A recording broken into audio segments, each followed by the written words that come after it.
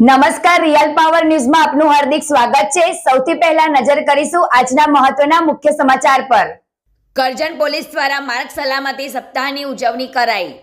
ગુજરાત રાજ્યમાં માર્ગ અકસ્માતમાં હજારો લોકો અકસ્માતનો ભોગ બનતા હોય છે, જેને લઈ સરકાર દ્વારા દર વર્ષે જાન્યુઆરી અને ફેબ્રુઆરી માસ દરમિયાન માર્ગ સલામતી સપ્તાહની ઉજવણી કરવામાં આવતી હોય છે, જે અંતર્ગત કરજણ પોલીસ દ્વારા આજ રોજ કરજણ નેશનલ હાઈવે 48 ઉપર ટોલ નાકા પાસે કરજણ ધારાસભ્ય અક્ષય પટેલની ઉપસ્થિતિમાં માર્ગ સલામતી સપ્તાહની ઉજવણી કરવામાં આવી હતી, જેમાં પોલીસ દ્વારા ટ્રાફિક નિયમોનું પાલન કરી જતા 2 વ્હીલર અને 4 વ્હીલ ચાલકોને રોકી તેઓને ટ્રાફિક નિયમો પાળવા બાબત સમજાવીને પુષ્પગુચ્છ આપી સન્માનિત કરવામાં આવ્યા હતા। હર્ષ પટેલનો report, real power news, Karjan.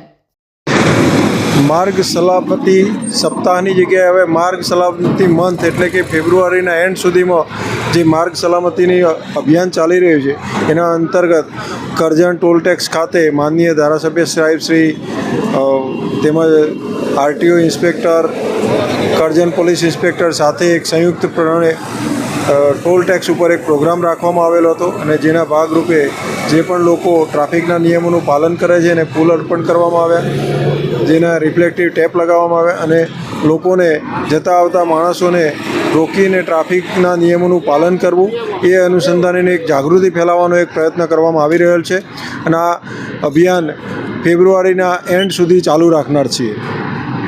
સમાચારો ઘરે બેઠા નિહાળવા માટે રિયલ પાવર ન્યૂઝ ચેનલને લાઈક કરો, શેર કરો, સબસ્ક્રાઇબ કરો।